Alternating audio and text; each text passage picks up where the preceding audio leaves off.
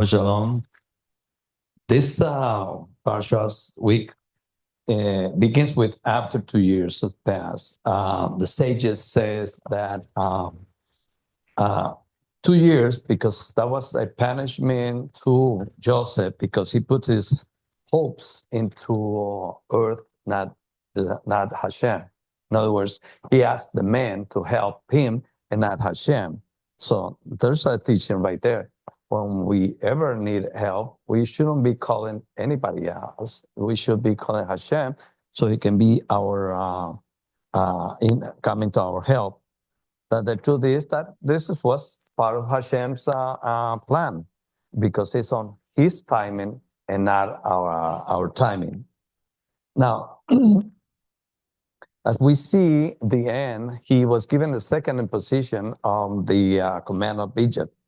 And everything was in his place. First, he already has 30 years, which means he's considered mature. Furthermore, he had a practice and administration. First, he was administrating Potiphar's house, and then the prison. So what was Hashem doing? It was giving him practice so he can then later on do the administration, the right administration under his guidance for the land of Egypt. So it was a training. Okay, now dreams got him into took him into Egypt, but at the same time,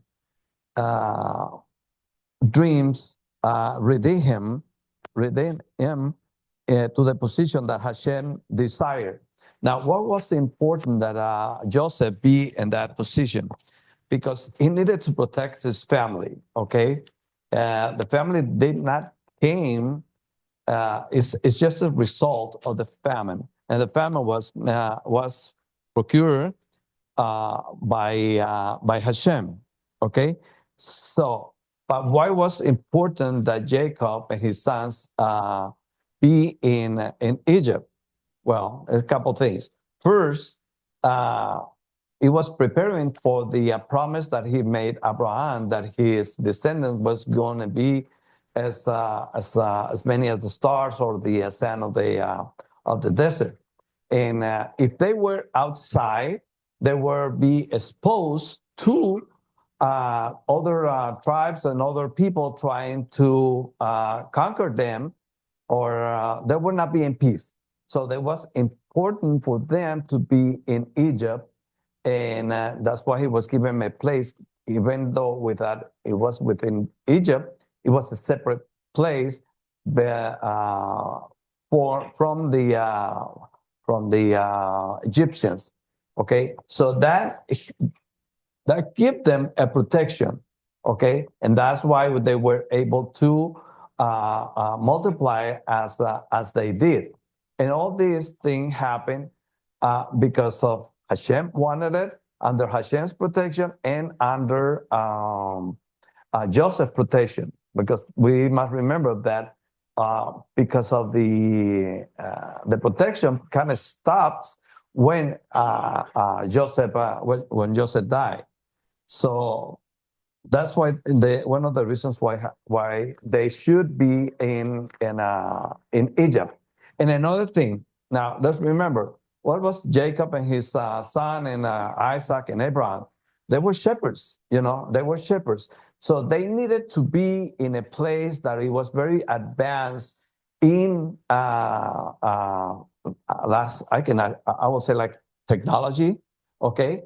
Because from there, while they were in Egypt, they learned to be scribes. They learned to deal with to manage the wood, essence, gold, and everything that it was necessary to build a city or a town. You know what I mean? A nation. That's the word I was trying to look. A nation. A nation cannot be made without all these little traits that they are useful for the daily living. So that's why they needed to be in Egypt. Beside the famine was going to save him from that.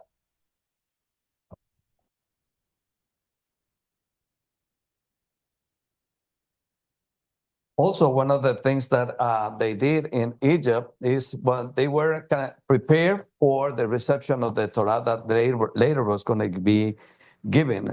Why? Because they learned to be, even though they were among the Egyptians, they did not, what is the common word that they use today? Assimilation, right?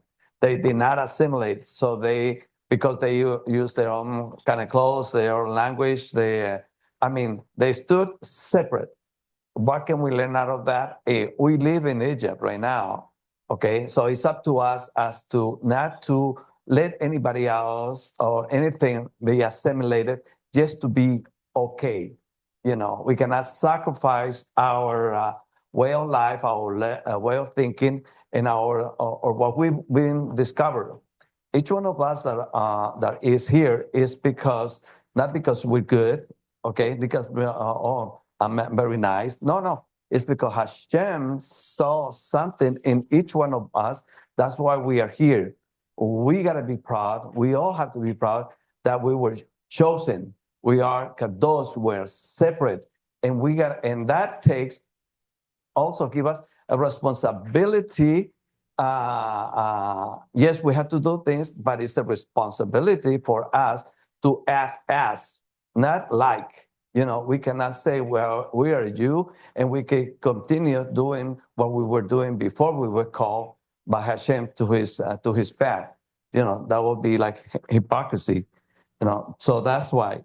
Now, today, what are the practical advices we can have today?